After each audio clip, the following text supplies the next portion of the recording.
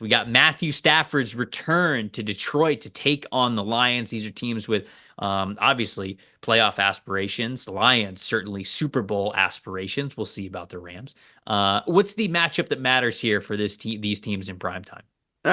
It's Carlton Davis and or Terrion Arnold against Cooper Kupp and Puka Nacua. It's as simple as that. Tough, If there was yeah. one blemish on this Lions team last year, it was their secondary and the fact that none of these guys could stay healthy.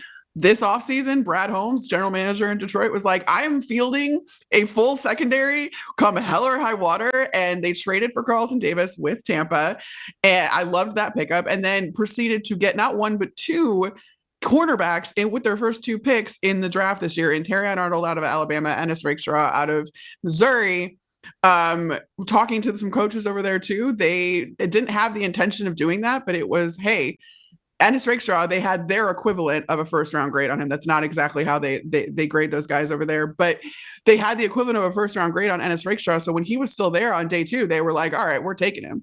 And now you have an incredibly deep unit in that Lions secondary to complement the pass rush up front, which I'll get to in a little bit, if that's not some foreshadowing. And you're going up against a Rams team that Cooper Kupp and Puka Nacua are one of the best wide receiver tandems in the league. But Nacua in particular is just, I mean, I think he was obviously underestimated last year. I don't think that will be the case this year after he had 308 receiving yards after contact, which was the first ranked first in the league.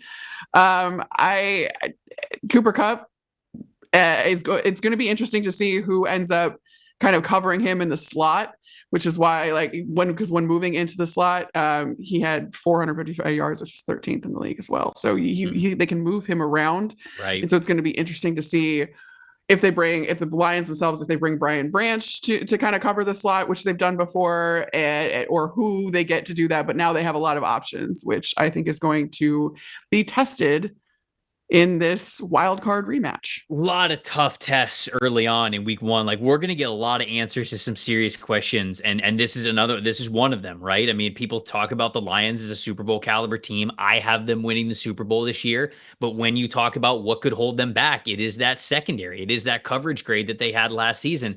They attacked that this offseason to get a lot better. But like you said, they've got to show up and be different now. Really tough test with a quarterback like Matthew Stafford and receivers like Cooper Kupp and Puka Nacua. I'm going to go into the trenches for this one because, when we think about Sean McVay, the first thing that everybody thinks about is the passing game, right? It is Stafford and Nacua and Cooper Kupp and just what he has been able to do, taking the league by storm with the condensed sets and all that kinds of stuff. And so in McVay, we think about the passing game so much with him, but this team was sixth in the NFL in EPA per rush last year. They want to run the football. And for McVay, I think when he started as a coach, he was very much like a Shanahan disciple. It was a lot of mid-zone, outside zone. He wanted to have zone runs, but last year they ran more man gap scheme concepts between the tackles, power concepts, than they did zone.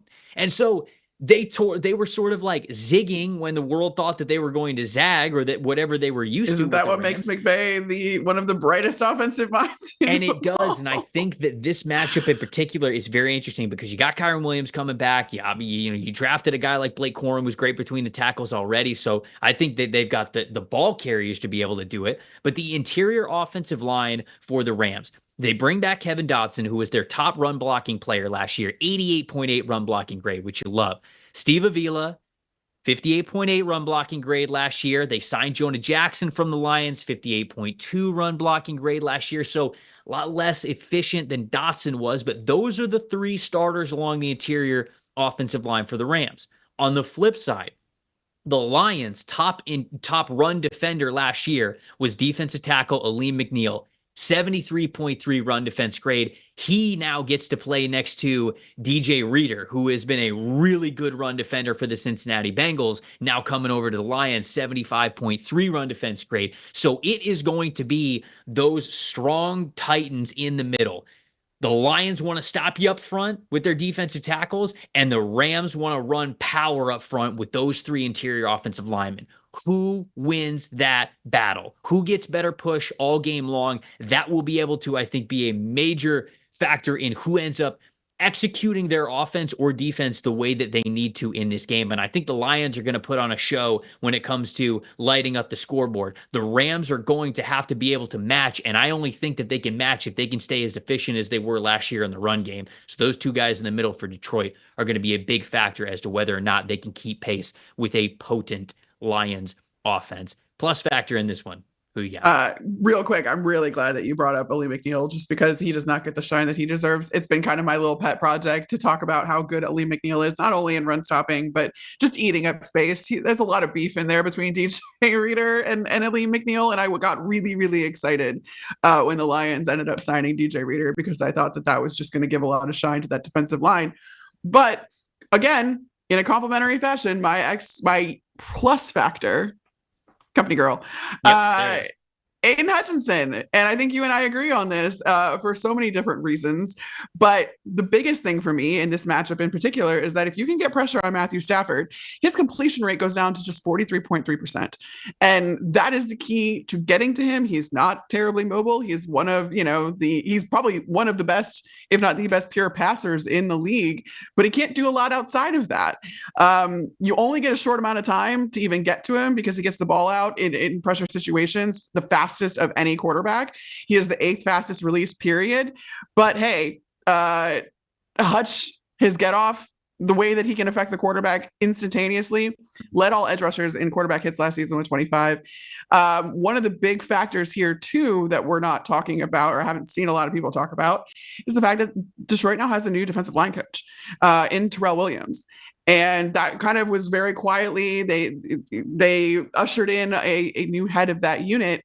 And Terrell and Aiden Hutchinson have really taken to each other. The first thing Terrell Williams did when he got to Detroit was take Aiden Hutchinson out to dinner. And Aiden Hutchinson said, it came out on M Live, which is a Detroit publication, this, I believe today, Aiden Hutchinson was like, that's the first time I've really ever had a one-on-one dinner with my coach. And he just responded to that in a way that was really great. And I think that that's going to pay dividends for him, not only on the field, but off the field as well, and which will kind of all work together with the culture that the Lions have built. And again, when you have those guys taking up space on the interior, that's going to provide some favorable matchups for Aiden Hutchinson on the outside. 101 total pressures last year, second amongst all players, second behind Michael Parsons. I mean, but you echoed it. I mean, he's the X factor. He's the plus factor in this game beyond some of the matchups that we just mentioned there.